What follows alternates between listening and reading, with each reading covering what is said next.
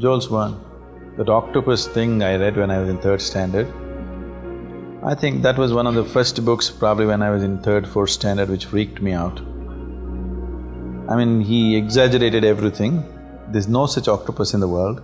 He imagined such a big octopus which would come and pull down his whole, like a ocean liner and all that kind of stuff. And I think I was in my third or fourth standard when it so freaked my imagination. This octopus and me wanting to go to the sea and want to see these octopuses and whatever else, all those other things that go with it. I think for almost 6 months, 8 months, this octopus has crawled through my brains. That's one book that really grabbed my imagination. The next big book that grabbed my imagination was Gulliver's Travels.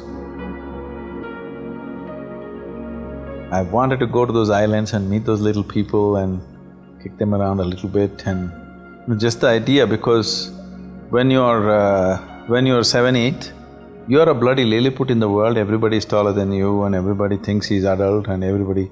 Because I could think like them, I could feel like them, but they always thought you're a Lilliput. So I wanted to go to that island and meet these really little ones and kick them around a little bit as they were doing, adults were doing to me.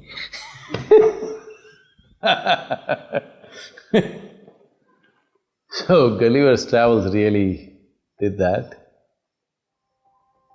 And okay, the other big one, all these going to the sea books somehow fascinated me. Robinson Crusoe just freaked me out. I really wanted to go away. When we were in 9th standard, me and my friends planned, we'll build a craft and we will go off to Tahiti. We wanted to just go away, 3-4 of us, we want to build a boat and sail away to Tahiti. We study the ocean currents, how to go, which season to take off to the ocean, the works. There's another movie, I don't know, when Captain…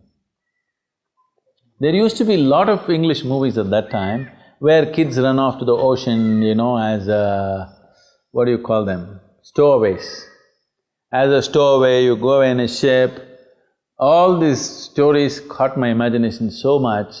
Always we were chanting, if you run, you must run to the sea, you must run to the sea.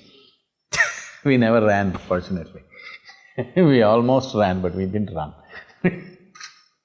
Robinson Crusoe, and later on, it still fascinated me that island getting lost thing was…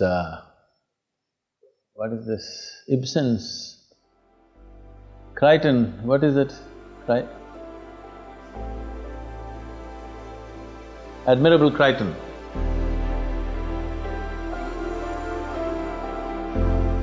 So here a whole English family in the Victorian age, they go on a ship and they crash and they get lost on an island.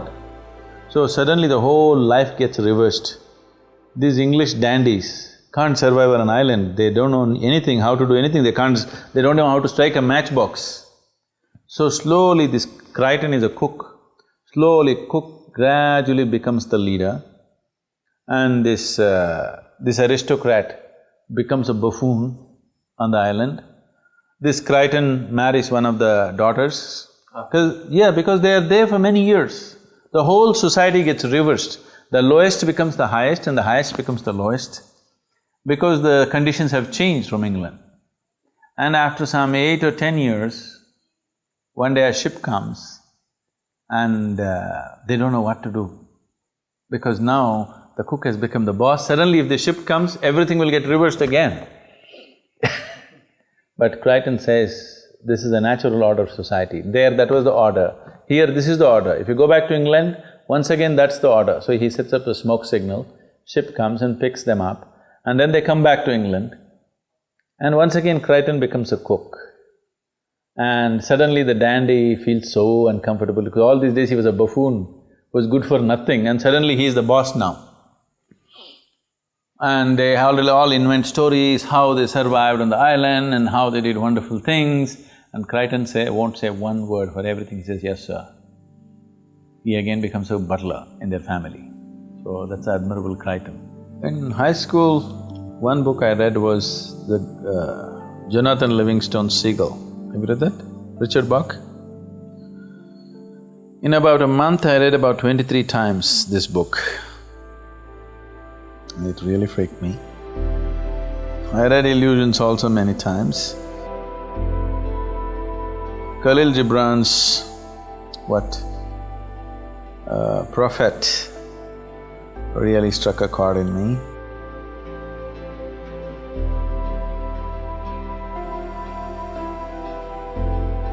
More than that, Mikhail Hami's The Book of Mirdad, oh, that was wonderful. These all I read them when I was, somewhere between 20 to 24, which all piled up in me in a big way, one on top of the other. Moby Dick really freaked me. That's a book that still rules my mind one way or the other. That's about a whale, again sea, I don't know why. And Tolstoy was really… it affected me quite a lot. Dostoevsky and Tolstoy, that made a big impact on me. Have you read War and Peace? Yeah. I've read almost all the books of Tolstoy.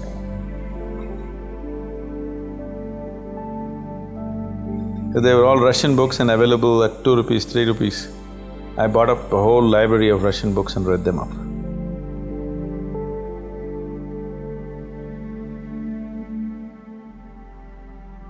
What way books transcend our way? They don't transcend.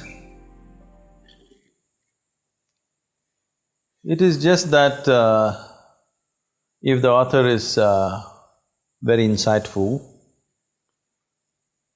to live life as everybody lives, it would take 1,000 years for you.